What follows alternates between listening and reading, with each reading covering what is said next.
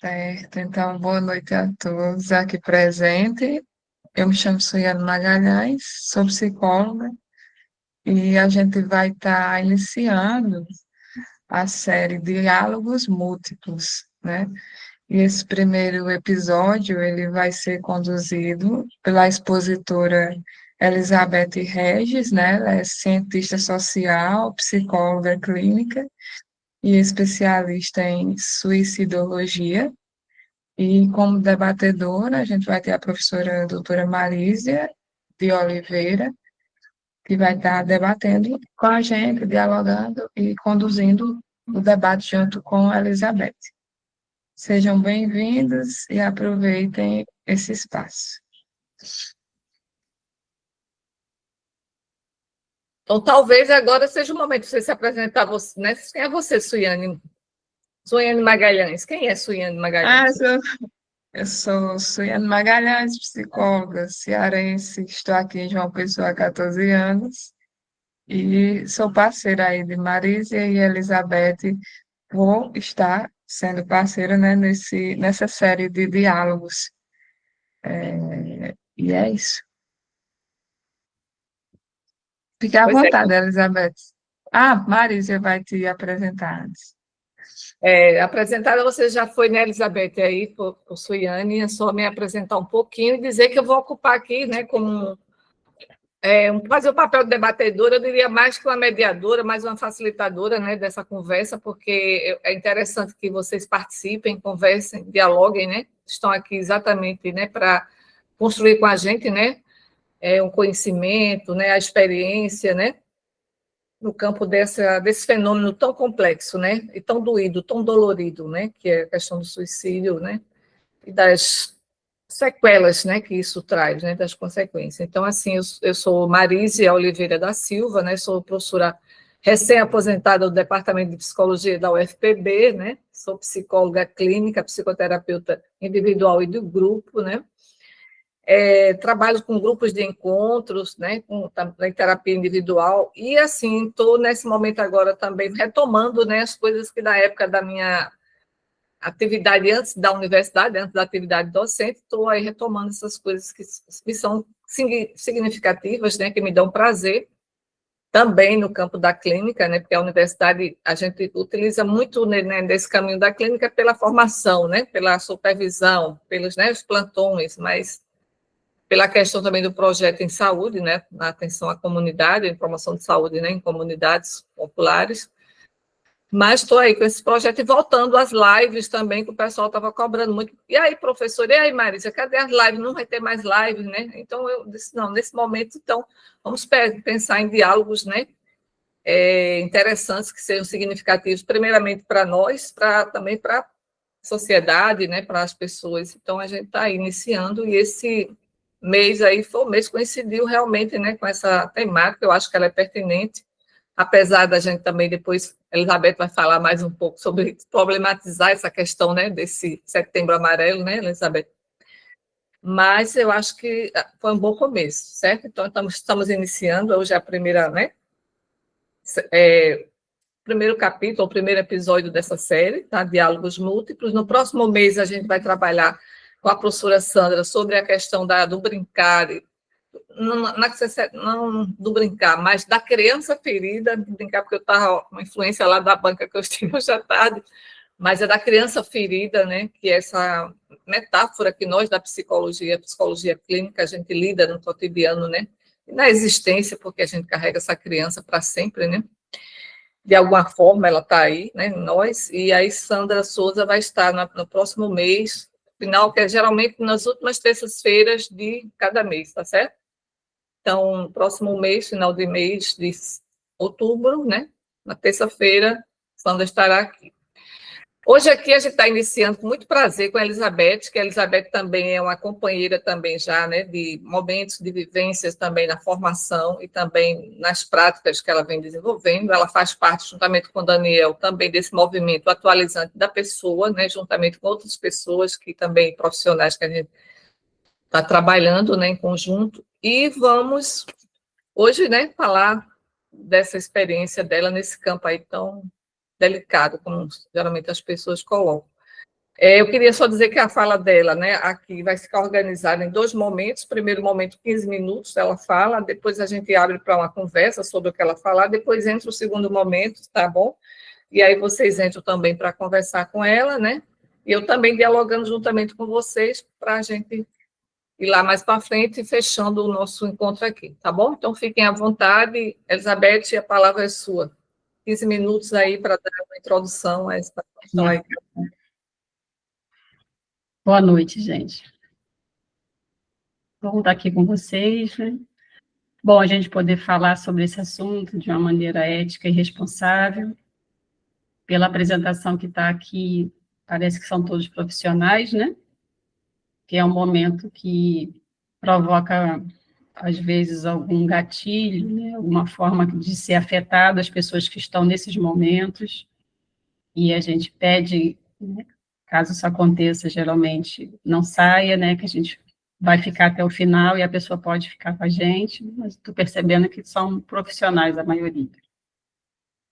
Bom, a gente fala setembro, falar sobre isso, mas a crítica já começa por aí, né? Não deveria ser só setembro que a gente devia parar para falar sobre esse assunto. Principalmente quem está na clínica, né? Na saúde coletiva, na saúde pública também é a mesma coisa, quando a gente vai para a unidade básica de saúde, levar o tema, é o que mais tem aparecido. E a gente continua com o tabu em cima para poder falar, não vê cadeiras, né, específicas que falem de luto, de morte, ou desse tema nas universidades, nem públicas nem privadas. Na banca tinha o professor de Jailson, que eu acho maravilhoso, que é no curso de medicina, para onde ele leva o assunto, que eu acho importante, né, porque é salvar a vida de qualquer jeito, e a pessoa não consegue lidar, né, com a questão do suicídio, a morte, mesmo estando na medicina. Bom, a provocação inicial é quanto ao título. Suicídios, no plural, estigma e pós-venção. E a dor de quem fica. Bom, por que suicídios, né? Porque quando a gente fala de suicídio, parece que é uma coisa, assim, um bloco homogêneo, né? Uma coisa única. E a gente, quando começa a se debruçar sobre o tema, a gente vê que ele tem muitas camadas. Por exemplo, a gente não pode pensar que o suicídio indígena que está ocorrendo na Amazônia é o mesmo que acontece no Sul, por exemplo. Quando a gente tem dados, por exemplo, entre 2 jovens, um jovem preto e um jovem branco, o jovem preto tem 45% maior fator de risco, né, do que um branco, isso nos diz alguma coisa, que às vezes é negligenciada até na clínica. É um debate que a gente tem bastante, e às vezes isso passa despercebido. Então, quando eu coloquei esse S, foi justamente para a gente parar e pensar do que a gente está falando, né? A gente, independente de onde a gente vá, se esse número que é muito alto no Amazonas, no Sul também, a gente está falando de um sofrimento. Existe um sofrimento ali, mas de que ordem? Então, quando a gente traz para os números, né, que fica aquela coisa abstrata, parece que a gente está falando de uma coisa só. Mas tem sofrimentos diferentes, e a gente sempre falando, o suicídio é multifatorial, sim. Mas que fatores são esses? Parece que a gente não sai desse jargão, né? Multifatorial e fica. E parece que esses fatores não são muito levados em conta. O que a gente vê quando a gente fala sobre isso é pensar em doença, transtorno mental, uma visão que a gente tanto individualiza quanto traz para a patologização. É assim que a gente tem lidado com o fenômeno do suicídio. E o que eu tento mostrar, como eu tentei fazer hoje de manhã, eu acho que funcionou um pouco, é pensar que o suicídio ele não é uma questão individual, ele é um problema coletivo. Tem sofrimentos, né, em nossa volta, nós criamos um mundo, e parece que de forma planetária, em que as pessoas preferem não estar nele. Elas preferem sair da vida. E que mundo é esse?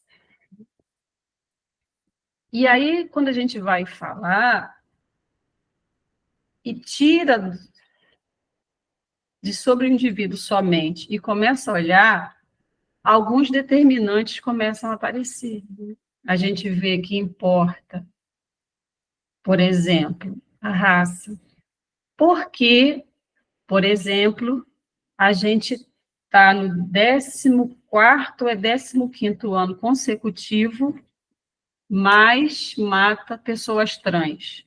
Por que que o índice, quando a gente vai olhar, extrair, na população LGBT é tão alto? Então, tem sofrimentos que a gente precisa olhar para além do indivíduo, né? O que acontece muito na clínica é que já tem o estigma, né? A culpa de não corresponder àquilo que é esperado. E é muito nisso que a clínica tem que estar com muita atenção. Porque senão a gente acaba seguindo, não reflexivamente sobre o fenômeno. E por que estigma? Bom, a gente tem uma carga, quando a gente pensa no suicídio, ou de pecado, né, ou de crime. Porque nem sempre a visão sobre a morte, né, quando a pessoa deseja não mais estar nesse mundo, nem sempre teve a ideia pejorativa que a gente tem hoje. Né? Alguns tradutores, quando vão olhar na Grécia Antiga, em Roma, tem muito o termo morte voluntária, que é uma coisa e suicídio é outra. Suicídio é um termo que, embora seja usado por Santo Agostinho no século IV, V, ele não usa a palavra suicídio, mas ele traz a ideia. E, a partir desse momento, a gente tem, antes, muita variação, né? De escolas que eram contra, algumas escolas que não se opunham. A gente entra em Roma com a mesma filosofia, e à medida que a Idade Média vai avançando, isso vai endurecendo. Em Santo Agostinho, isso ganha muita força. Porque ele traz para essa questão, para esse tipo de morte, a ideia do homicídio. É um homicida de si. E, desde então, a gente tem a ideia que o suicídio é um modo de matar, e não um tipo de morte, uma forma de morrer. O que muda completamente a configuração do olhar que a gente tem para isso. Né? E, com isso, o estigma que vem por todos esses séculos, ele permanece. Quando ele diminui, não vou nem dizer que diminuiu, a ideia de crime e pecado, ele cai nas garras da medicina, né? Principalmente da psiquiatria. Então, o olhar que a gente tem para o suicídio hoje ainda é muito biomédico. Eu não estou negando que possa haver transtorno, mas também chamo a atenção que, muitas vezes, a chegada naquele transtorno tem um sofrimento pretérito. O que eu estou dizendo é que a gente precisa reposicionar isso quando a gente olha para o fenômeno. É muito ligado, inclusive existe um mito, né, dos 90%. 90% de quem tem esse tipo de morte tem transtorno, se eu trato o transtorno, não tem esse tipo, não tem mais essa morte. Isso é falso. Né? Esse dado é totalmente mal interpretado. Ele é um estudo feito no final dos anos 90, 31 artigos que foram juntados e toma somente uma região específica do planeta naquela época. E isso é muito difícil a gente derrubar isso. Então, tem mitos que permanecem e o estigma que o fenômeno tem aumenta ainda mais o sofrimento, porque é mais uma forma da gente silenciar essas pessoas, né? Não tem espaço algum para que ela possa expressar. Chega na clínica, alguns, mas nem todos vão chegar, nem todo tem acesso, né? A gente sabe o quanto ainda é elitizado. O quanto ainda é elitizado isso. E quando chega na clínica, muitas vezes isso também não é visto dessa forma. Aqui no meio social é uma cobrança, porque é como a pessoa, é como a gente estava falando há pouco, né? Primeiro, ela se sente envergonhada, né? Ela não é compreendida. E o mais importante de tudo, ela não é ouvida. Porque quando ela tenta falar, a fala dela é desqualificada no sentido de que, né? Aí, para quem é da ACP, a gente vai para a mão contrária. Mas o que a gente faz no geral? É tentar tirar a pessoa daquilo que ela está, né? Ah, você não pensa assim, isso não vai acontecer, você precisa fazer assim, pensa positivo. E aí você silencia ainda mais essa pessoa, ela não vai falar. E o que não vai para fora, vem para dentro. Né? Então, e quando vem para dentro, na verdade, quando a gente acompanha e percebe, a intenção da pessoa não era a morte. A intenção inicial da pessoa é cessar aquela dor que ela está sentindo, porque ela não encontra uma forma dessa expressão. E não tendo como expressar, não tendo como ouvir, a falta de sentido que ela encontra onde ela está vivendo. E, às vezes, ela não consegue ver outra saída que não seja essa. Então, ela está sob um sofrimento muito grande. E, muitas vezes, a gente leva para a patologia esse sofrimento. E ele pode acabar, claro, a saúde é abalada, tanto física quanto mental. Sim, né? Mas a gente, de cara, o que a gente tem visto quando a gente trata esse fenômeno é isso. E o que a gente precisa é estar aberto para essa escuta. Seja, como eu falei de manhã, que eu não estava no meio de profissionais, agora, é angústia, né? Causa angústia alguém dizer para você que quer morrer. Na clínica, a gente encontra, né? Eu conheço uma pessoa, num grupo que a gente está, que a pessoa não clinicou mais, quando ela perdeu um paciente. E é uma coisa que a gente tem que ter em mente. A gente não vai salvar. O papel não é salvar. Né? Aquela coisa. Porque quando você salva, você traz uma carga para você que não é sua. O nosso processo é acompanhar aquela pessoa, mas a gente precisa tirar esse peso de sobre a gente, e que a gente ainda ouve muito, né? E aí a gente vai dizendo, é um fenômeno humano. O que está acontecendo é que os números tomaram uma proporção porque tem um sofrimento latente no mundo que a gente está vivendo. E a gente precisa olhar para isso, né? Como estar com essa pessoa, ouvi-la, e estar com ela pensando formas outras que não seja essa, né? E muitas vezes a gente olha a situação e, muito claramente, essa pessoa não tem razão para viver mesmo. Né? Isso é muito difícil de ser dito e assumido. Né? E como é que a gente trabalha com isso? Né? E é muito importante, principalmente na clínica, que está chegando demais, e na saúde pública também, quem cuida, sabe? Quem cuida precisa estar muito atento também a isso. Né? Quem cuida do cuidador.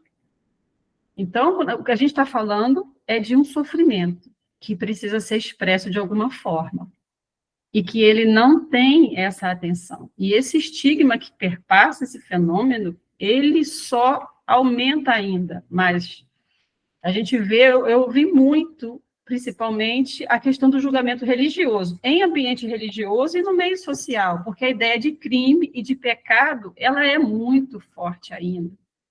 Domingo eu estava num lugar que as pessoas sempre botam suas florezinhas lá, né? E a fala foi essa, né? Que a gente está fazendo isso, aquilo. tentando prevenir, porque aí quando morre assim é pior. Aí ela foi dizendo coisas assim, né? E eu fiquei pensando, se tem alguém aqui sentado, um familiar, por exemplo, que é o que a gente muito escuta, né? E está ouvindo uma coisa dessa, né? Então, esse estigma, tudo isso, esse sofrimento, ele só é aumentado. E o que a gente precisa estar aberto a isso. Essa escuta, essa facilitação e sustentar isso. Bom, meus 15 minutos foram esses. Vamos abrir. Muito bem, Elizabeth. Você está cumprindo direitinho aí o tempo, né? E, assim, inicialmente, eu queria dizer que eu me sinto instigada, né, por algumas falas suas, e queria um pouco, né, nesse papel meu, né, de debatedora, meio facilitadora também aqui, porque a gente está quase numa roda, né, praticamente, assim, salientar também aí o que você trouxe aí nas suas palavras, né, os determinantes sociais, né, do suicídio, né, as bases em que o suicídio pode estar, né, situado, né. Então, assim, aí você traz a sociedade que se vive e que se sofre. Eu acho que, para nós, seres humanos, de uma forma geral, né, pessoas que querem aprender sobre a existência humana, pessoas que estão, né, se formando, como tem estudantes aqui em psicologia, e também profissionais, né, da psicologia e das demais áreas da saúde, especialidades da saúde, também pensar essas questões aí, né, esses, não um pensar moralístico, né, de juízo, de valor, mas, assim, onde é que esse sujeito ou esses sujeitos, né, estão situadas, né, ao ponto de pensar a morte como uma alternativa viável, né, a possibilidade, né, da existência. Então, assim, eu acho que isso é muito interessante, porque a gente vai pensando, como você trouxe aí, no Brasil, né? O Brasil está aí com alto índice, né, de suicídios, né, anualmente, 144 mil pessoas se suicidam a cada ano, é um número muito grande, né? Então, no mundo também, a gente sabe que isso aí está, né, um índice, assim, chocante, altíssimo também. Países que supostamente, né, super desenvolvidos, né, como Estados Unidos, né, Japão, né, e o Brasil também dentro disso aí, mas não como um país, né, super desenvolvido, mas a China, né, que está número 1 aí em termos da questão dos suicídios, é para a gente pensar realmente em que bases sociais, né, esses sujeitos chegam a pensar o suicídio como a alternativa à existência, né? Então, acho que isso aí é muito interessante. E traz aí também, nesse contexto brasileiro, né, que eu acho que a gente sente mais de perto, essa questão aí da diversidade sexual, né? Nós que estamos nas academias, eu que estive na academia, mas ainda dialogo com a academia, né, que acompanha estudantes, né, que a gente vai dialogando, vocês também que conviveram com os estudantes, com os colegas, né? Quantos se suicidaram por questões também de orientação sexual, né? Pela falta de aceitação, né, da própria família, pelaquela diversidade, pelaquela singularidade, né? E aí é como você traz, não é o individual, também não é o individual daquela família, aquela família reflete, né, uma sociedade que é desigual, que é racista também, né, que é homofóbica e tantas outras, né, discriminações e fobias à humana, à diversidade humana, que termina repercutindo, refletindo no próprio contexto familiar, né? Então, assim, e essa família, como você também acho que vai falar nesse segundo momento, e já anunciou, trouxe aí umas pistas, que é penalizada também, né? Porque ela, a mãe, como é que a mãe disse, né, que o filho era melhor ele morto do que ter um filho bicha, né? Lá no curso eu soube disso, em relação ao aluno, né, dos estudantes do curso. Mas essa mãe, ela não é individualmente constituída, né? Essa mãe também está situada socialmente, né? Família também está. Então, são questões para a gente pensar esses determinantes sociais, né? Onde a morte, da sua própria morte, aparece como uma solução, né? Uma forma de se afastar de tanto sofrimento, né?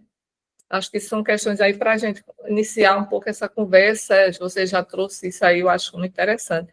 E lembrando que o suicídio, ele é um fenômeno que ele acompanha a história da humanidade, né, com outras nomenclaturas, mas que também faz parte, né? Em vários momentos, seres humanos, por questões até políticas, né? Questões existenciais mesmo, e não por transtorno, como você traz aí, resolveram dar cabo à sua vida, né? Por acharem que aquilo realmente era a possibilidade, né? A melhor possibilidade. Então, assim, eu abro aí um pouco para vocês, aí dialogarem com a Elizabeth, comigo também, a partir desse momento inicial. Fiquem à vontade aí. Uma coisa, Marísia, o Brasil está na contramão. De forma global, houve uma diminuição. Mas nas Américas isso não aconteceu. E dentro das Américas, quem mais puxa o número para cima tem sido o Brasil. Então, as nossas taxas não estão nada...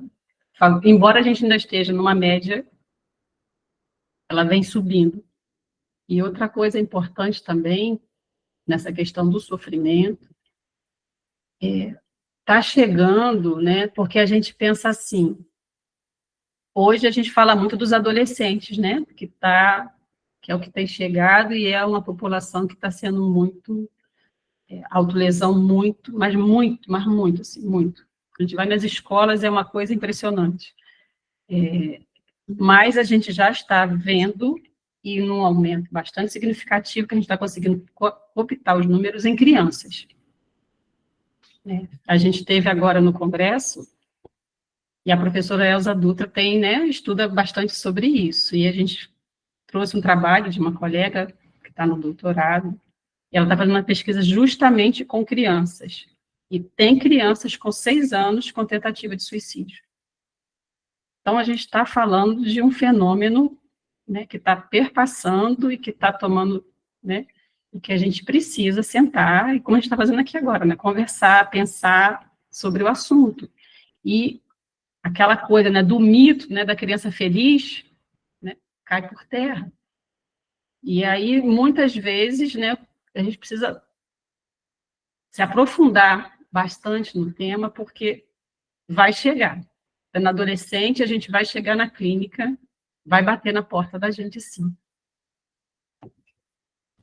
Pois é, eu acho que nessa linha aí, desde que você está colocando, pensar também, dentro desse contexto, o mundo também virtual, né? Onde as relações do ser humano, né, com o outro, essa questão da construção de vínculos também está muito esvaziada e muito, né, dificultada, muito fragilizada.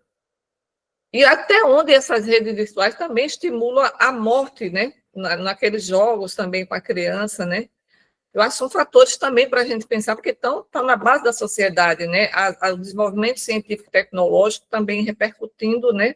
Trazendo potencialidades, mas também, no caso aí da inteligência artificial, com essas contradições também do mundo virtual, dessas relações que elas realmente também têm que ser problematizadas e estão colocando crianças em situações de risco, né? E nesse esvaziamento do ser, das relações, do convívio, eu acho que são questões para a gente pensar, como também a questão da autolesão, né? A criança, logo cedo, que isso era um fenômeno mais de adultos, adolescentes e adultos.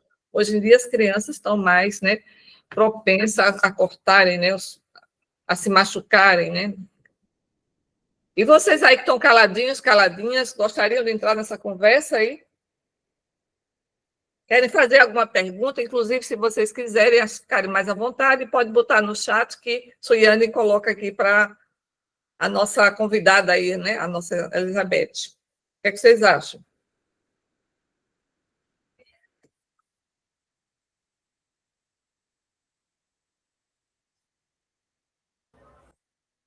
Quando você falou, Elizabeth, essa questão de não é salvar, sabe? Para mim veio bem de encontro, porque eu me vi bem nesse lugar e eu tive que ficar bem atenta para não ficar e não permanecer nesse lugar de achar que eu tinha que salvar de alguma forma, sabe?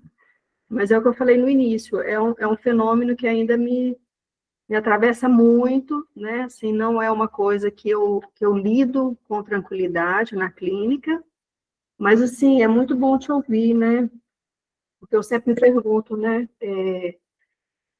O que eu, enquanto psicóloga, só eu, né? Eu posso fazer, ou eu posso contribuir de alguma forma, né? Então, o que você falou, né? O que a gente precisa é estar aberto, né? É estar aberto, é essa escuta, né?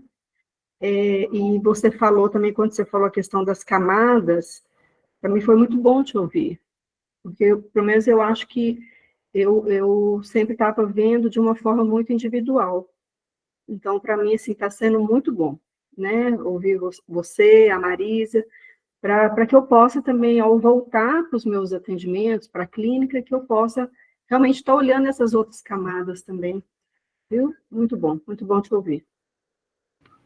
Não, e bom você estar, assim, nesse lugar, porque quando eu tentei hoje de manhã falar sobre isso, né, gente, é uma questão coletiva, né, a maneira como a gente olha para isso.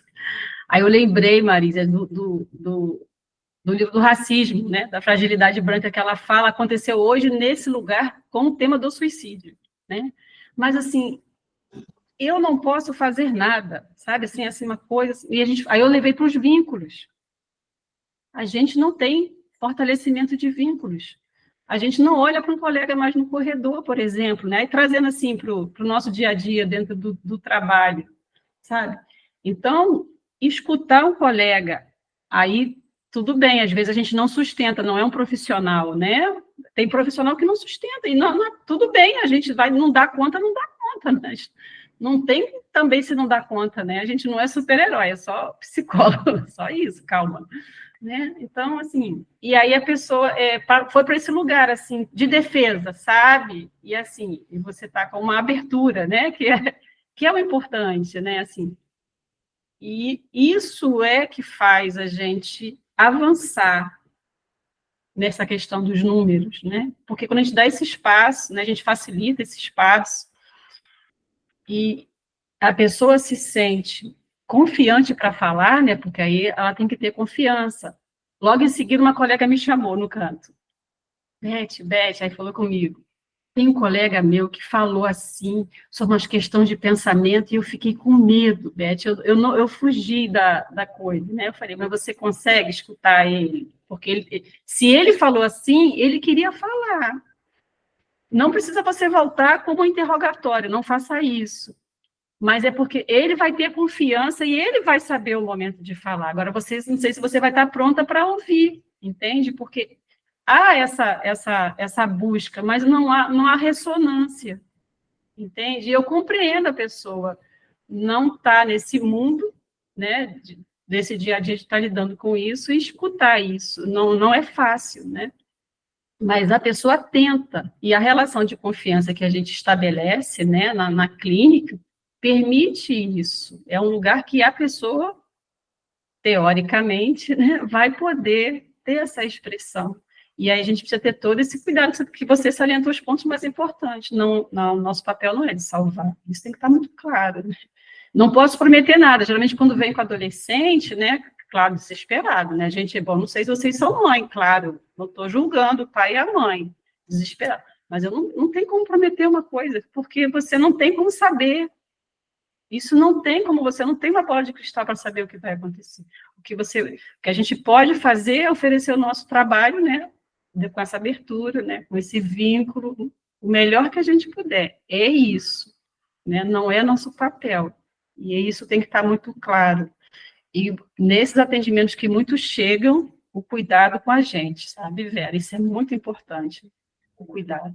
Fazer sair desse mundo, sim, porque é pesado, dependendo de quem a gente esteja atendendo. Tem profissionais que ficam com o telefone, tem profissionais que não, tem profissionais que se reservam, aí cada um sabe de si, né? Não há uma regra, né? Cada um sabe o que pode, o que não pode com o seu cliente, com o seu paciente. Mas é esse lugar que a gente tem que ter clareza do que a gente está fazendo ali e os nossos limites, né? Porque parece, então, que a gente toma a esfera do outro, né? E a gente não tem esse poder, ninguém tem. Né? O que a gente pode é estar junto.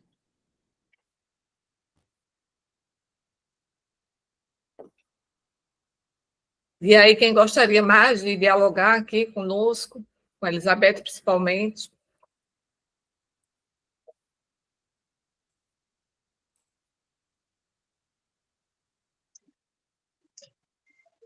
Quer falar, Daniel, alguma coisa? Sim. A partir do entendimento que eu fiz semana passada, que a pessoa estava passando por está passando, né? Tudo indica, por um quadro de burnout, um ambiente de trabalho extremamente tóxico, questões de competição e tudo mais. E o contexto que a gente vive no Brasil, no mundo, né? Mas falando do Brasil, estava pensando aqui até que ponto, em que medida, né?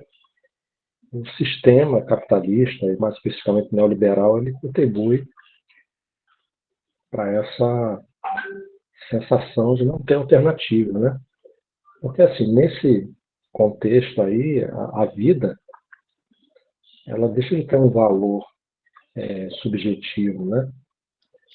Ela passa a ser vista como uma peça a mais dentro de uma máquina, de uma estrutura, que, se não estiver funcionando, vai ser substituído. E há também essa noção de que cada pessoa tem a capacidade de ser bem-sucedido, de ser feliz, de ser produtivo, de ser motivado, de superar tudo e não sei o quê. Então, quando a pessoa não se enquadra nisso e se vê como um fracassado, né, dentro desse contexto, e não vê perspectivas também, não enxerga possibilidades, eu acho que isso pode contribuir, né, para esse quadro de adoecimento.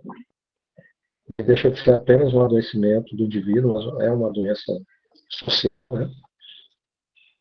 E talvez se explique, não totalmente, mas pode ser um dos fatores aí envolvidos nessa epidemia, né?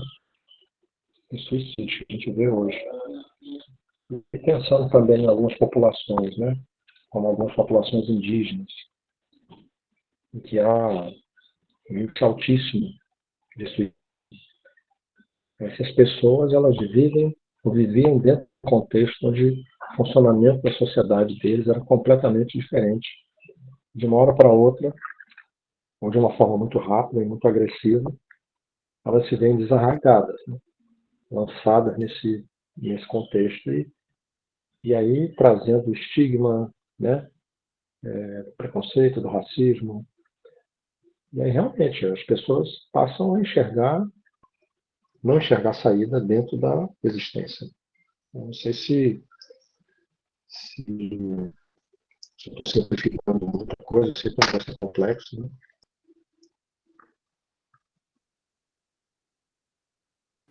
Daniel, tem uma colega, Luana Lima. Ela tem um livro que fala exatamente sobre isso. Suicídio, bioética e neoliberalismo. E toca exatamente nesse assunto aí que você está dizendo, sabe? Entre as éticas da vida e as políticas de morte. Vai nesse ponto aí que você está dizendo, porque parece, se a gente não olha com cuidado, que ele ficou doente, né? Assim, você olha só para ele assim, mais um doente, e você esquece tudo que está em volta, né? Que sofrimento é esse, né? E assim, e isso às vezes passa batido e é ignorado, né? Mais uma vez, né? Não estou aqui defendendo que não haja casos dos outros. Por exemplo, um quadro de esquizofrenia, ele tem um índice alto nesse transtorno especificamente de suicídio. Mas ainda assim, entende? Quando a gente possibilita, né, essa pessoa, né, certos processos de existência, de facilitação, ainda assim, a gente encontra alguma saída. Eu não estou negando que possa haver, entende? Mas a maneira como a gente tem olhado está invertida. E só aumenta ainda mais o sofrimento, porque você culpa a pessoa, porque é ela o problema, entende? Aí que está a questão. Mais um silenciamento. Talvez, Elizabeth, você fala aí, chega assim para mim, há um sofrimento psíquico, mas não necessariamente um transtorno, né? E esse sofrimento psíquico também, quando também o transtorno, pode ser acolhido a partir de uma relação de vínculo, né, de cuidado, de respeito, de empatia, não é? de escuta.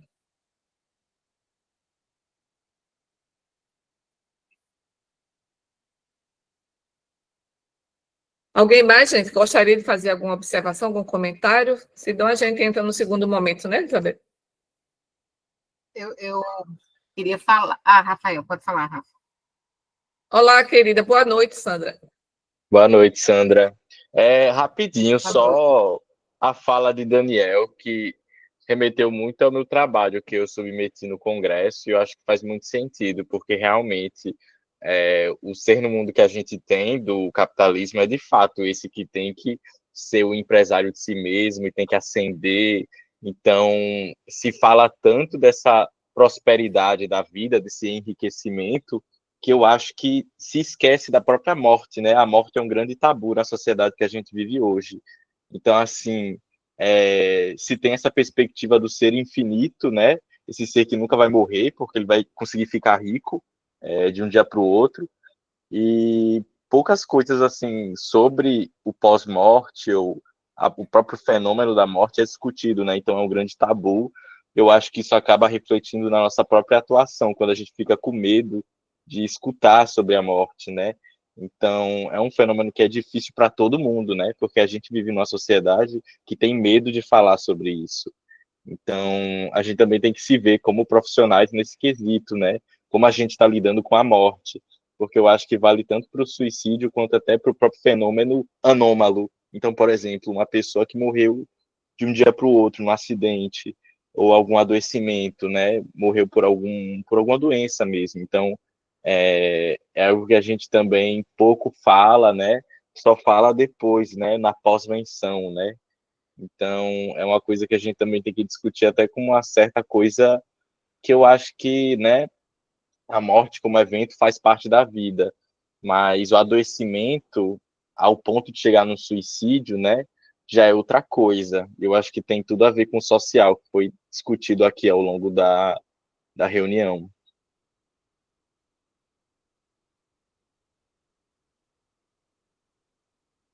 Rafael reiterou o que a gente já vem conversando, principalmente Daniel, né, situando aí no contexto da sociedade capitalista neoliberal, né? E agora vamos também ouvir aí as observações, comentários que Sandra está querendo colocar aqui, né, para contribuir também com essa conversa, né, essa roda aqui. Então, gente, boa noite. Cheguei atrasada. Eu disse a Marisa, né, que estava em outro Eu compromisso. avisei aqui que você ia chegar um pouco mais. Tá certo, tá bom.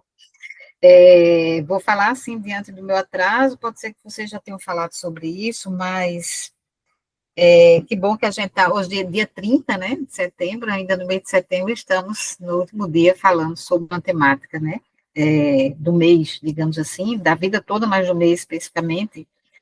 E aí eu fiquei com um questionamento em relação ao próprio mês de setembro amarelo, né? Me parece que essa questão de setembro amarelo é um pouco, queria até ver isso com a Elizabeth, e você, Marisa, e alguém mais do grupo, que existe uma corrente que fala que já não é tão interessante no mês de setembro, não é? Setembro amarelo, a gente evidenciar tanto essa questão, né? Embora já tenha iniciado, acho que são as próprias pessoas que organizaram nessa direção, parece que reflete mais hoje sobre isso. Não sei se você já falou sobre isso, mas eu queria entender um pouco como é que vocês veem, né, essa questão do setembro amarelo como algo que não é tão interessante a gente ficar focando nessa perspectiva do suicídio. Queria entender um pouco como é que isso está sendo tratado, né, está sendo visto desse ponto de vista.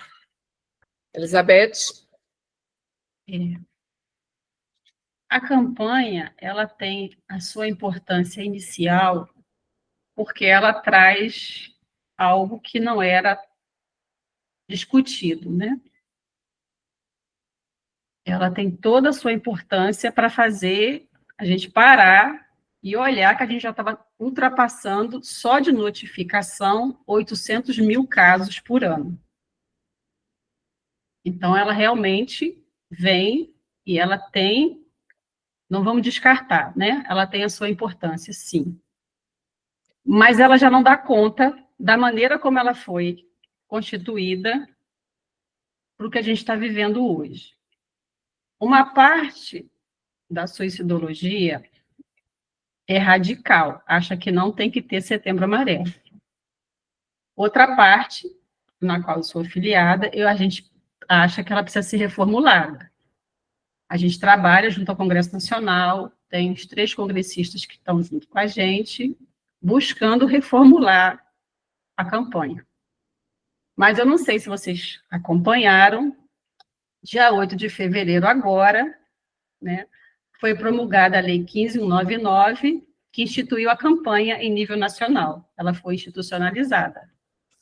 E foi, como sempre, as nossas leis são feitas sem ouvir a sociedade, né? Sem ouvir pessoas da área, e ela põe mais para trás ainda o que a gente já vinha fazendo, porque quando a gente chega para poder, a gente tenta falar de uma maneira mais profunda e responsável, né? Por exemplo, como eu falei ainda há pouco, às vezes a gente chega num lugar, quando a gente é chamado, aí está cheio de balãozinho, bombonzinho amarelo, coisas que a gente não deve fazer, porque isso pode ser até a intenção, não estou nem dizendo que a pessoa não tenha a intenção, porque primeiro é cumprir um cronograma que tem que falar do Setembro Amarelo, né? Geralmente a gente é para isso. No máximo, uma palestra. Mas a gente tem que pensar nas pessoas que estão em comportamento suicida que estão ali. Familiares que estão ali, que não recebem isso dessa maneira. A maneira como eles veem aquilo é uma invalidação do que ele está vivendo, né? Valorize a vida. Ele não está desvalorizando a vida. Ele está com uma dor que ele não está conseguindo dar conta, mas isso não, ele não tem a visão, entende, de que ele está desvalorizando a vida. E aí, nessa lei, que acabou de sair, tem coisas assim que a gente justamente caminha para o lado contrário, como, por exemplo, colocar luzes amarelas nos prédios. Quer dizer, é um desserviço para pessoas que vêm, assim, defendendo uma campanha reformulada. E aí ganha força a que acha que não tem nem que ter o Setembro Amarelo. Aí a ideia, Sandra, que eles estão fazendo com isso é assim, deixar só o dia 10 de setembro e dissolver essa coisa do mês, sabe? Porque também, Sandra, o que acontece? A gente já tem algumas pesquisas que o número de suicídio aumenta nos meses subsequentes. Tem uma pequena oscilação para cima em outubro e novembro. Quando a gente está com essas pessoas, eu fico muito com os enlutados, né? Alguns com comportamento suicida, mas a minha, com quem eu convivo muito, são com os enlutados.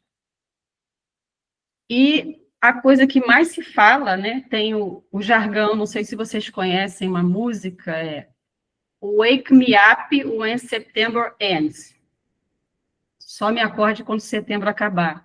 Eles usam muito esse lema entre eles. Porque virou algo mercadológico, né? Algo feito, uma campanha que é feita de qualquer maneira.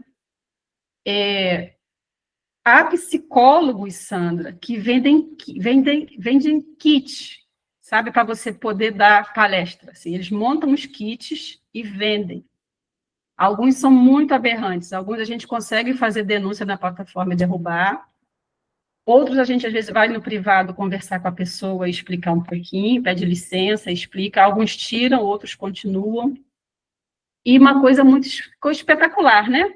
Entende? Então, já vi coisas assim da empresa fazer festa, sabe? Massagista, essas coisas assim para você ficar bem.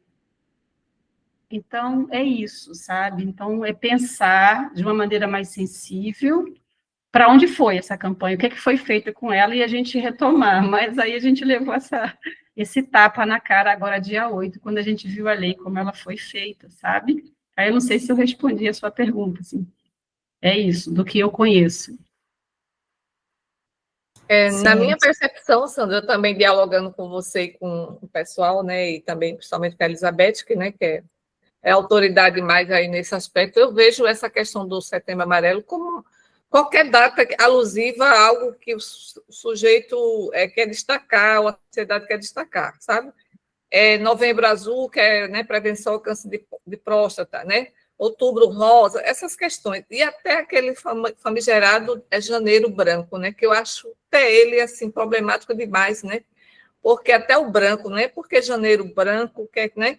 Não sei, mas, assim, são formas, é como também Natal e outras, né? Que é a festa cristã, né? São datas que elas entram dentro de uma contradição, porque elas terminam sendo utilizadas para fins que não, né, não são nada benéficos para o ser humano, né, para a sociedade. Às vezes até tem fins lucrativos, né, como no caso do Natal, Dia dos Namorados, né, tudo o comércio entra, né, até essa festa aí que você disse que o pessoal até, né, esses kits, né, está havendo assim uma apropriação também do capitalismo, da ideia do consumo, né, do lucro em cima de certas situações difíceis do ser humano. E todos eles entram em contradição, por quê? Porque o Janeiro Branco, se é no sentido da prevenção em saúde mental, que também o suicídio entra, né?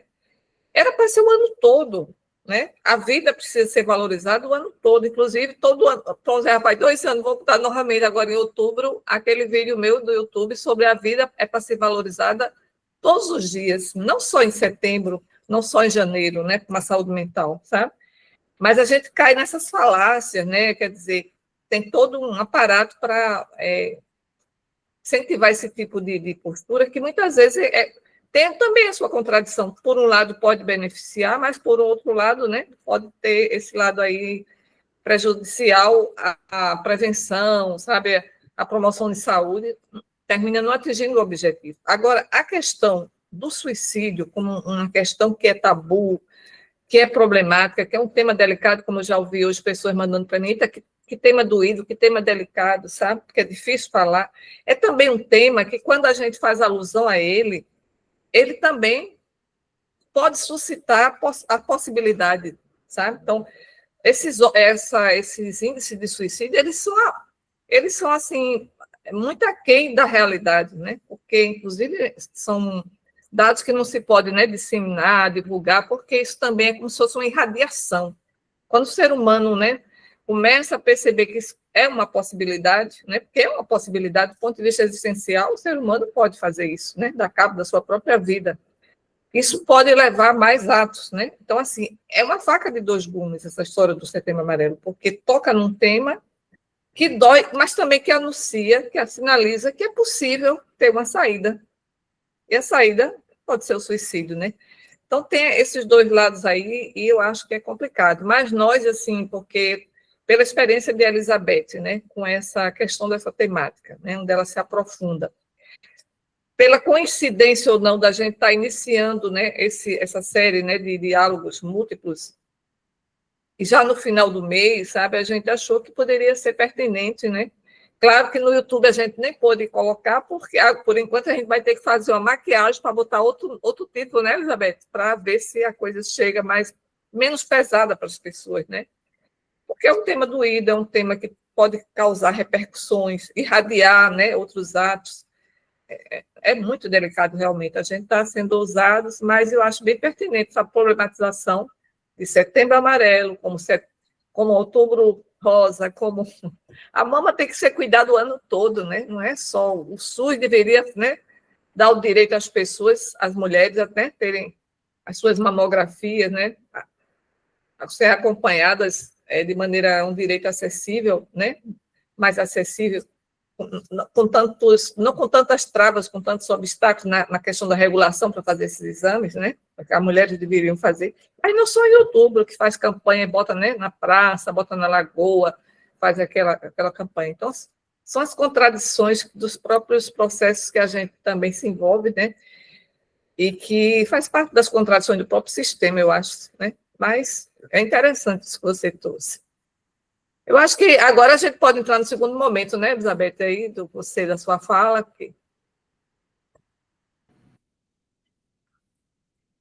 Bom, o segundo momento ficou para a gente conversar sobre a pós-venção, né? É um termo pouco conhecido ainda, né, no Brasil. A gente fala muito de prevenção, mas pós-venção a gente fala pouco. Inclusive, quando a gente vai para o tema do suicídio, a pós-venção fica lá no finalzinho, dão aquele tempinho assim lá no final. mas é de um assunto de extrema relevância. Por quê? Como ele trata, né, pensa em ações de cuidado para as pessoas que foram, de alguma forma, afetadas, esse número é muito alto. As pesquisas que tratam da pós-venção, elas variam muito quando vão nos informar quantas pessoas, mais ou menos, são atingidas na ocorrência, né, de um desfecho da pessoa por esse tipo de morte. E varia. Alguns falam de 6 a 80, outros falam de 10 a 100. Existem algumas pesquisas que apontam que pode chegar até 135 pessoas afetadas na ocorrência de um suicídio. E é de fato, por exemplo, numa escola, né? Quando acontece, num ambiente de trabalho, como aconteceu onde eu fui hoje de manhã, esse número é alto. Quando eu escrevi sobre o assunto, o que eu fiz? Eu peguei uma média. Eu peguei a pesquisa que tinha o menor número e peguei uma pesquisa que tinha o maior número. E aí, era 5 e 135, deu 140, eu fiz uma média de 70 pessoas para cada. De alguma forma, ela é afetada. Seja ela da área da saúde que esteja envolvida, sejam relações familiares, sociais, né, por onde essa pessoa passa, escola, universidade. Então, se para cada suicídio a gente imaginar que mais ou menos 70 pessoas de alguma forma é atingida, quando eu fiz a conta, por ano, deu mais de 1.100.000 pessoas a cada ano, só no Brasil. Eu não contei para fora. E essas pessoas, de alguma forma, ao ser afetada, elas podem ser afetadas de forma diferente, né? Alguém que você só conheceu, ou alguém, por exemplo, que nem conhecia, como aconteceu hoje de manhã, mas ele testemunhou. Então, ele tem uma afetação, às vezes, muito maior do que uma pessoa, talvez até um parente, mas que não tem uma relação tão próxima. Então, esse número é muito alto. E dentro desse número, eu me aproximei de familiares, né? E isso me chegou porque, sei lá, uns 6, 7, 8 anos atrás, que esse número começa, né, a tomar essa proporção e a gente chegar até a gente, eu ficava me perguntando, e as pessoas que foram afetadas por esse fenômeno, né? E eu não via nada, mas absolutamente, há 8 anos atrás não tinha nada, em lugar nenhum, que falasse sobre o assunto. E isso me chamava muito a atenção. Então, foi por esse caminho que eu fui, não desqualificando a prevenção, nem o que aconteceu, mas e as pessoas que foram afetadas por isso? E por aí eu fui. E aí, o que eu queria saber? Eu já tenho conhecimento do quanto esse fenômeno ele é estigmatizado, conforme eu falei para vocês, né? Não é uma aula, então não vou, só uma maneira geral que eu falei. Como é que esse fenômeno, como é que esse estigma adentrou a esse fenômeno? Sim, já vi isso, já encontrei, já pesquisei na história, na literatura, um pouco na filosofia. Isso reverbera no luto por suicídio? Era essa pergunta que me movia. Reverbera como? E foi por esse caminho que eu fui, né? E com os familiares, o impacto é muito forte, né? Os familiares que mantêm uma relação afetiva e proximal com essa pessoa. E eu entrevistei 15 familiares. E é um luto silenciado, invisibilizado e tão estigmatizado quanto foi a pessoa que faleceu. Porque aí eu escutei uma dizer assim, a gente passa a ser ponto de referência, Elizabeth. Olha a filha do suicida. Aí eu trouxe o conceito de estigma, tá? Trabalhei. E o julgamento é muito grande. E eu estava explicando hoje de manhã, onde eu fui, que eles queriam as pessoas querem solução mágica, né? Beth, dá uma palestra sobre quais são os sinais. E aí eu tive que parar primeiro para explicar por que a gente não usa esse termo sinais, né? os sinais dá a impressão de que a pessoa, como eu vou dizer, sinalizou, deixou pistas e você não viu. Né? Então, isso para o familiar enlutado, quando ele ouve isso, é uma violência tamanha. É um abalo emocional muito grande, entende? Porque parece que foi um desleixo. E nem sempre é claro. Às vezes a ficha cai depois, assim, naquele dia, uma vez ele falou, se ele não tivesse presente, que eu cuidasse de fulana, sabe? Uma coisa assim. Então, é algo que a gente não usa por conta disso, porque o nosso referencial é quem está sofrendo, para começar, né? Como essa pessoa, nesse lugar que ela está, de perder alguém, a ouvir isso, né? Então, são muitos, e os comentários, porque a curiosidade é muita sobre o assunto, né? E aí vem uma insensibilidade muito forte sobre o tema. E eles dizem assim, se a pessoa, muitas vezes, mas muitos disseram assim, se a pessoa morre por uma doença física, por exemplo, câncer, todo mundo se achega para aquela pessoa, né? Quer consolar, as pessoas se mobilizam, mas quando o luto é por suicídio, isso não acontece. As pessoas se afastam. Elas não sabem o que fazer, o que dizer, ou fazem comentários totalmente insensíveis, entende? E a gente fica sozinho.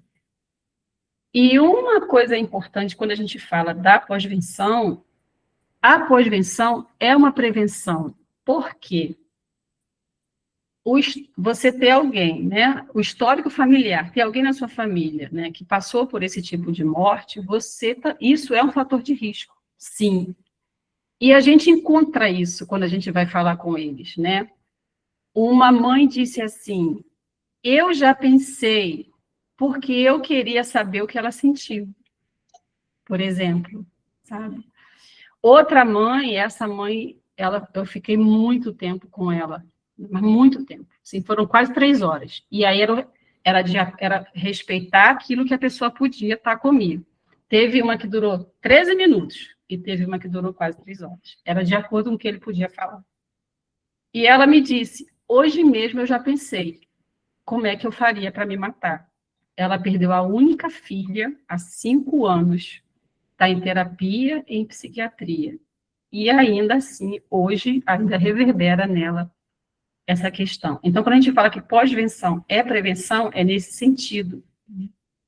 E o luto, esse luto, sofre pelo mesmo estigma do fenômeno. Com essa carga de você ter perdido alguém significativo, né, afetivamente de extrema importância, viver sob julgamento e silenciamento. É um silenciamento muito, muito acentuado.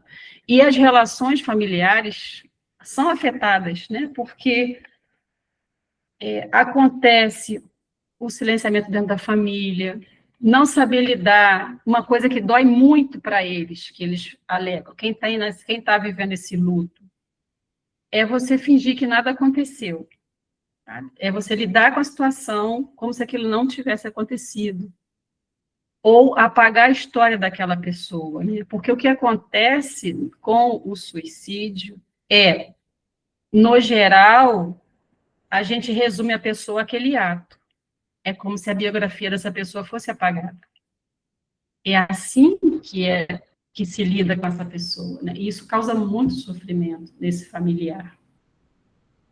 Então, precisa desses cuidados, sim. E aí, o que eu digo, sempre estou pontuando, é isso. Eu não estou dizendo que é mais sofrido do que um luto que não seja possível. Eu não estou botando uma régua. Eu estou trazendo especificidades desse luto, que é diferente. Tem essa diferença de um luto onde as pessoas, você tem uma rede de apoio que vai lá, que está lá com você, e um luto que você simplesmente está sozinho, né? E aí, o que aparece demais, né, assim, é a falta de apoio, né? Eu ouvi assim, Elizabeth, quantos abraços que eu esperei não chegaram. Teve um outro pai que dizia, é muito simples, mas as pessoas não sabem o que fazer. Eu queria muito que meus parentes viessem aqui, abrisse essa porta, me desse um abraço, tomasse um café comigo e fosse embora. Mas acontece o contrário. Então, quando a gente fala sobre isso, é importante para a gente poder compreender o fenômeno e como as pessoas se sentem, né? Para ver se a gente caminha para diminuir o estigma sobre isso e isso ser um luto mais acolhido. Porque atravessa o fenômeno e ele atravessa também o luto e potencializa muito o sofrimento dessas pessoas. É isso.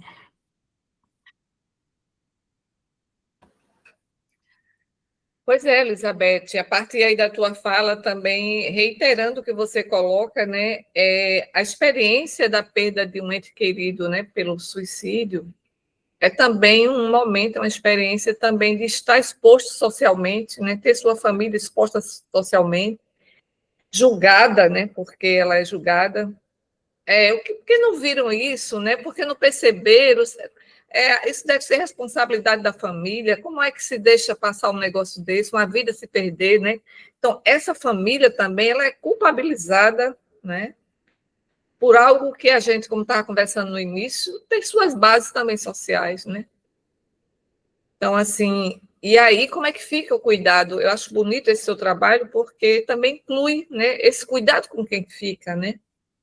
Que está estigmatizado, né, por um fenômeno que dói, que fere, que envergonha socialmente, né, e que aparece como algo que é de culpabilidade daquela família, sabe?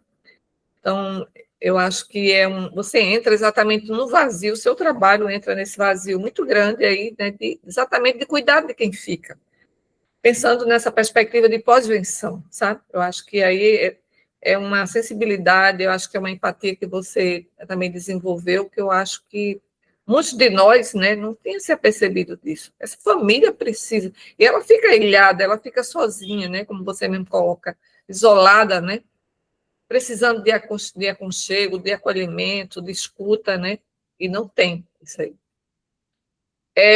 Os seres humanos, eu penso também que, do outro lado, além dessa perspectiva de julgamento em cima daquela família, né? Mas como não percebeu, isso aí deve ter sido culpa da mãe, né? Ou do pai, que mãe tirana, né?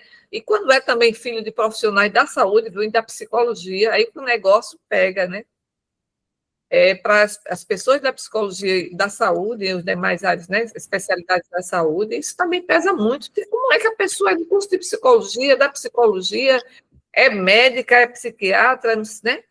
E eu conheço um casal, viu, Marisa? Eu conheço um casal que os dois são psicólogos e perderam o único filho para o suicídio. Pois é. O peso, a culpabilização social é muito grande em cima dessa, né? Porque há uma expectativa, aquela expectativa que a gente estava conversando no começo, né, Vera? De que a gente acha que pode salvar, que a gente é capaz, tem esse poder, né? De resolver algo que é muito da esfera do próprio sujeito mesmo, embora ele sofrendo determinações sociais, mas é ele que tem que resolver, né? Claro que a rede de apoio, né? Mas a gente não pode garantir, mesmo com a escuta sensível, mesmo com as condições facilitadoras, né, postas, você não pode garantir que aquele sujeito não vai dar cabo da sua vida, né? Ainda vê a morte como uma possibilidade, a grande possibilidade. Então, assim, eu acho que a gente também precisa também saber disso. Isso é muito mais doído para os profissionais de saúde, sabe? E, assim, na sociedade eu também penso também, uma dificuldade de se aproximar de algo tão amaldiçoado, né? E para a casa de alguém que, né, houve suicídio também é correr risco, né? É se arriscar a também adentrar numa coisa também que é perigosa para o próprio sujeito. Né? Então, isso também eu acho que tem um medo, sabe? Eu acho que é como muitas vezes até a história do câncer, né? Que é uma enfermidade que é física, mas que tem todo um tabu em cima, né? As pessoas até de CA têm dificuldades ainda. Eu vejo pessoas da saúde ainda falando CA, porque não descansa, né? Porque é um tema muito pesado também, câncer e associação com morte, como o Rafael lembrou desse tabu que a gente também tem com a morte, né? Não como uma coisa, um fenômeno que faz parte da vida, mas também que a gente tem muito receio, tem muita dificuldade de lidar. não se fala e se evita se aproximar das pessoas que estão acometidas com câncer, sabe? Há também um certo estigma, sabe, nessa questão. Eu faço uma aproximação e vejo muito na minha... Eu sei que se vocês pensam como isso também, com uma dificuldade de chegar perto de coisas tão doídas como essa temática aqui também, né? Da gente estar conversando sobre isso. É o que me vem aqui, sabe, nesse momento. Mas está aberta aí, a roda continua aí, vocês podem falar, viu?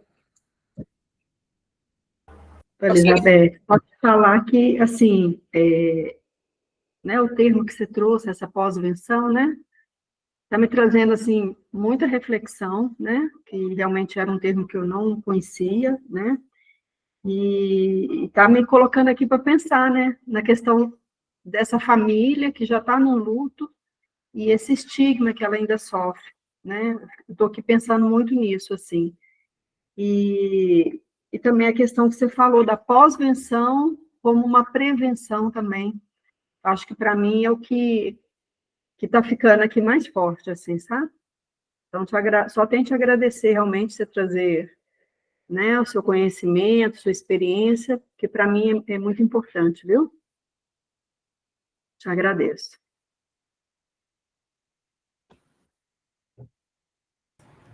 Quem mais gostaria de continuar dialogando? Eu queria trazer um questionamento, na verdade, né, assim, em relação a pós-venção, nos leva a pensar na prevenção, né? E vice-versa, né? Prevenção, pós-venção. E aí eu fiquei me perguntando, à medida que você estava falando, Elizabeth, se realmente a gente consegue prevenir, não é? Vamos trabalhar na prevenção do suicídio, né? Vamos cuidar para que não aconteça e tal. E aí fica o questionamento, porque eu penso que a gente não consegue prevenir.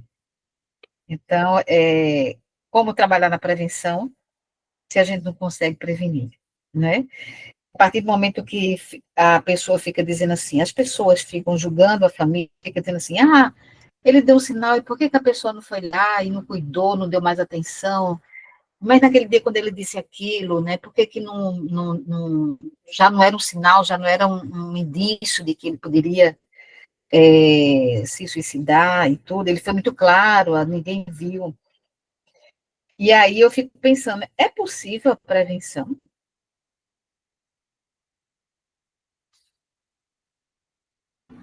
Eu acho que parece que falhou. Adorei a pergunta. Né? Ai, pergunta ótima, exatamente. Porque, como a gente estava falando, né, antes, né, não é essa ideia de salvar, né, que a gente tem que... Não é isso. Como é que a gente está junto dessa pessoa e, junto com ela, consegue ver algumas possibilidades, algumas alternativas, outras. E como eu tinha dito antes, né, porque ao olhar para a situação, é muito claro que essa pessoa não tem nenhum motivo para estar aqui na existência mesmo, não, com as condições que ela está, sabe? Então, essa questão do prevenir, isso que você trouxe é muito importante. Eu concordo plenamente com você, que a ideia não é essa, né? E tem muito de salvar a qualquer custo, que aí a gente já teria uma outra conversa, né? Quando a gente vai falar da eutanásia, né, do suicídio assistido, é outra coisa. Não é isso. Mas a qualquer custo, para quem? Né? De quem a gente está falando? Está falando da gente, que está querendo ser o salvador, ou está falando a partir de quem está sofrendo? Então, eu acho que é isso que a gente estava falando aqui com a Vera, sabe? Não é essa ideia de salvar, não. A ideia é estar junto com essa pessoa, né, e pensar se é possível também, se é possível, né, ter outros caminhos que não sejam esse, né? E aí entra vários outros fatores, né? Como a gente estava falando, né? Determinantes sociais, que dignidade essa pessoa está vivendo, né? Como é que ela vai sustentar essa existência nas condições que ela vive, né? Como é que a gente pode trabalhar isso e colaborar com isso, mas muito longe da prevenção como você está realmente trazendo, sabe? Nesse sentido de salvar, não. Morte não, não seria esse o foco. pelo menos do meu ponto de vista. Não sei se respondi sua pergunta, se dialoguei com você ou se foi para o lado contrário. Eu acho que deveria trocar o nome, né? Prevenção, não. Trabalhar em outra perspectiva. Eu acho até que, não sei, está faltando alguma coisa aí, né? Para a gente pensar o anterior ao suicídio, mas que não seja uma prevenção. Seja algo, né? No que a gente pode pensar aí, como é que esse algo, discutir, mas não a prevenção, não creio. Né? Mas é porque também tem isso, Sandra, quando a gente usa esse termo prevenção, a gente volta ao que a gente estava dizendo. Você bota a responsabilidade no indivíduo, né? E quando você tira, a gente vai ter que pensar em outras coisas que a gente não está pensando, né? O coletivo aí entra, né? Daniel está inscrito aí. Daniel vai falar sobre esse tema, porque eu também fiquei assim, estimulada pela provocação de Sandra, mas aí, Daniel, vai ser em relação a esse diálogo aqui agora? Era só levantar um questionamento, né? É possível prever o comportamento de um ser humano, realmente, né? A pessoa pode dar, entre aspas, todos os sinais e nada acontecer. Nada acontecer no sentido, né, de levar a cabo, né, levar a termo, né, no caso, o suicídio. Ou então a pessoa pode não dizer nada, não mostrar nada, não evidenciar nada e acontecer. Então, talvez isso parta um pouco desse lugar de possibilidade de prever, né, uma coisa assim mais positivista mesmo, né, que você pode somar as coisas e chegar a uma determinada conclusão. Eu acho que parte um pouco disso. Agora, achar a palavra, né, que a gente está pensando aqui, que não é exatamente essa, mas que tem um sentido, que faz sentido, né, dentro desse contexto que está sendo discutido aqui, é que é mais difícil, né, encontrar o termo. Continuando aí nesse diálogo aí, que também me estimula, sabe, Sandra, essa provocação, eu iria insistir em prevenção e promoção, sabe? Pensando, Sandra, na prevenção como promoção de vida, promoção de saúde, né? Porque é isso que a gente faz. Nós, psicólogas, psicólogos, a gente trabalha na perspectiva de promoção de vida, né? Mas isso não garante a vida. A gente está trabalhando uma escuta orientada como é a nossa, né? São as nossas, o enfoque e os princípios da abordagem centrada na pessoa. Eu acredito muito, pela quem vivencia essa experiência, sabe? O quanto ela é potencializadora de vida, o quanto ela é libertadora do ser, sabe? Uma família, um parente, um ente, né, que perdeu seu ente querido pelo suicídio, que está carregada de culpa, sabe? Se ela tem um acolhimento aí, ao ponto de estar se autocondenando, né, pensando também na sua própria morte como uma forma de redimir o seu pecado, né, eu acho que ela também está com possibilidades. A gente está trabalhando nessa perspectiva, né, dela buscar mais vida, dela se libertar da culpa, sabe? Porque ela vai ter uma compreensão maior desse processo. E eu acho que, pela perspectiva da abordagem, como considerando que a gente trabalha com promoção de saúde, promoção de vida, a gente previne, a gente trabalha na prevenção, mas não nessa perspectiva, né, deturpada de que a gente vai salvar, de que vai ter garantias. Mas a gente está investindo nisso, né? Porque, inclusive, trabalhando com saúde, né, saúde coletiva, e vendo todo o modelo do SUS, a gente trabalha, a promoção ela é mais forte do que a prevenção, embora ela esteja junto, né?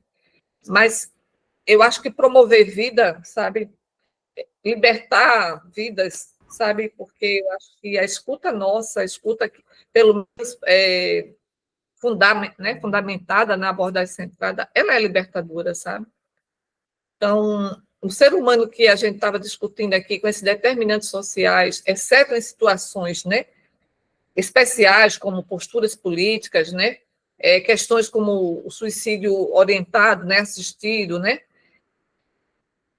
ela está tendo a condição de ter uma escuta, um acompanhamento que dê condições para essas pessoas pensarem possibilidades outras de vida e se libertar de situações opressivas, né? Porque muitas vezes uma família que perdeu seu ente querido por uma orientação sexual, ou porque aquela família tem na marca da pele, né, a negritude, né, e sofre dentro da sociedade, né, o racismo estrutural que a gente, né, e ela consegue falar dessa dor, aprofundar essa dor, sabe, e fazer uma leitura nova disso aí, ela vai compreender melhor e ver que um sistema como esse, ele não está afim de promover vida, né? A responsabilidade não é dessa família em si, mas do próprio sistema social, sabe? Em que essa família foi constituída. Claro que o trabalho é difícil, mas não nessa pretensão de que a gente vai conseguir, né, atingir, mas a perspectiva do nosso trabalho é essa mesmo, né? Promoção e prevenção em saúde, né? Aliás, por oposto à história do tratamento, né, que é tão clássico. E né, os modelos mais clássicos, né, utilizam tanto a história de tratamento e cura. Eu não sei, aí só provocando, veja aí, Sandra, se você concorda, e os demais aí, as demais estão faladas. Eu acho que é a mesma coisa falar de promoção de vida e prevenção ao suicídio. Né? Eu acho que é a mesma coisa, promoção de vida e prevenção de suicídio. Só que, na perspectiva nossa, do nosso trabalho, parece mais vivencial ou fenomenológico a promoção de vida, ao invés da prevenção do suicídio, que, como Daniel colocou, está mais na perspectiva de prever, né, de algo que vai resolver antes da coisa acontecer, né? Então, eu acho que é a mesma coisa, só que o nosso foco vai na promoção mesmo. É na promoção, né? Na promoção. Na promoção de vida, ao invés da prevenção ao suicídio. Eu penso assim, né? Nessa direção. Inclusive, Sandra, a gente estava lembrando, não foi no começo, antes do pessoal chegar, não foi, Elizabeth e Suiane, a gente falando que nós, quando fomos, a gente estava na gestão da clínica, né? A gente fez, não foi nos períodos aí, roda de conversa com os estudantes, falando mais na promoção de vida, lembra que a gente... E nessa promoção de vida, a questão do suicídio apareceu como, não foi? Revelações de alguns profissionais, inclusive, que vieram de fora, assumiram o que pensaram, né? E tentaram contra a própria vida, muita vergonha também, né? E também estudantes, né? Mas foi nessa linha de promover vida, né? Não pensando, né, em evitar o suicídio, né? Que aí é por isso que também até a linguagem ela ajuda mais, ela chega mais, né, perto das pessoas. Faz sentido, sim.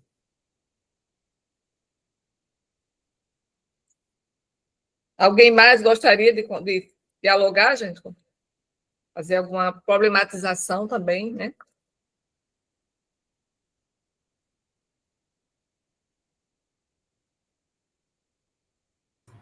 Só para dizer que eu acho muito interessante o que Elizabeth traz de pós-venção, realmente, porque pós-venção a coisa já aconteceu, o fenômeno já aconteceu, então vamos cuidar, né? E a prevenção a gente não consegue fazer com que ele não aconteça, né? Então, é um movimento que o outro, a pós-venção, está mais dentro da perspectiva da experiência real, né? Do que a prevenção. Então, eu acho que é um cuidado muito interessante, muito necessário, né? Importante a pós-venção, uma vez que já foi dado, já está posto, né? O fenômeno já está posto. Perfeito.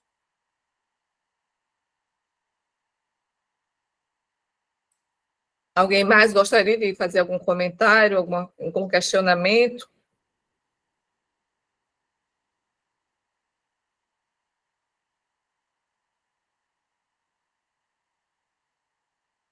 Eu penso que a gente já poderia ir pensando, são 9h15, né? Eu acho já pensando em fechar, né, a nossa roda, né? E fazendo aí as nossas despedidas aí, né? Então, Elizabeth e demais que estão aqui presentes estão convidados a falarem um pouquinho nesse encerramento aí para a gente, alguma coisa, né? Um feedback, né, Elizabeth?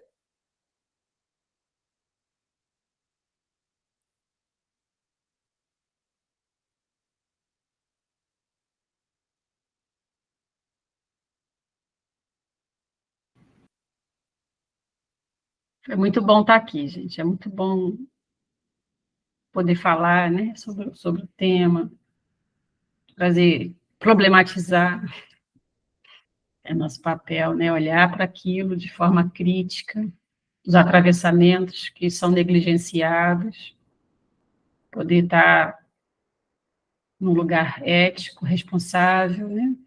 E ampliar, né? A gente vai trazendo, cada um que traz um pouco da sua experiência e da sua visão, a gente sai mais rico, né? O coletivo tem isso, né? Quando a gente está no coletivo, a gente ganha muito, é uma troca muito boa, assim, muito bom estar com vocês aqui hoje. Espero encontrá-los em outros diálogos múltiplos.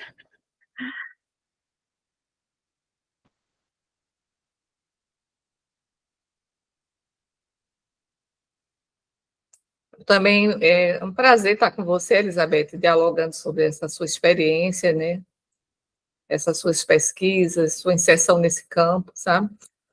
Me ajuda a refletir, né? A pensar outros aspectos. E ouvir vocês também, né? Principalmente Vera, Daniel, Sandra, né? Rafael também, que fez aí alguma observação, comentário, né? Sobre a questão da morte, tá, né? Atravessa um pouco essa questão aí, né? Uma outra perspectiva. Então, eu acho enriquecedor, sabe? Porque isso estimula a gente a pensar, a ver ângulos, né, diversos de um fenômeno, né? E também ajuda a gente também a repensar e reformular, às vezes, percepções, né? Eu acho que é isso que é importante nesses diálogos, né? Então, estou muito satisfeita, eu acho que para esse primeiro momento, esse primeiro, né, episódio, né? Já anunciei, vou anunciar mais uma vez, viu, Sandra, que no próximo episódio, no final do mês de outubro, estaremos juntas, né, com a questão da criança ferida, né, essa metáfora da criança ferida, que nos é tão familiar, né, na clínica, né, trabalhando a perspectiva da clínica, e também como seres humanos, né, como seres humanos situados aí no mundo, né. Então, eu quero já anunciar a vocês, dizer a vocês também, pedir para vocês também se inscreverem nos nossos canais, né? No canal de Elizabeth, né? No meu, também no de Sandra, viu? Será muito bom que vocês possam fazer isso. Suiane quer falar alguma coisa? Porque parece que os demais... Vera já fez um pouco a fala sintética, não foi, Vera, naquele momento? E aí os demais aí mais caladinhos, caladinhas, que a gente não vai ficar forçando, né? Quer falar alguma coisa, Suiane? Fechando aqui esse momento? Só reforçar para o pessoal Cadê seguir seu o rostinho, canal, né, querida? para Cadê seu acompanhar rostinho? Cadê seu como rosto? é. Seu rosto, cadê seu rosto? Que eu não estou lhe vendo, só estou vendo a voz, está feito Lombardi. Não, reforçar para o pessoal seguir os canais para poder ficarem ligados nos próximos diálogos. E tem um comentário aí, Marísia, na caixa, Leia aí para para nós. você. Acho que é Isa Argolo, né? Ou é Argolo? É Argolo, Ela disse Argolo. que foi exatamente assim que eu percebi esse encontro também, como uma ampliação das percepções sobre o tema. Gostei muito de ouvir a todos. Agradeço especialmente às organizadoras e convidadas pela criação desse espaço. Eu Obrigada vou, também, Isa, por estar presente juntamente com as demais aqui, viu?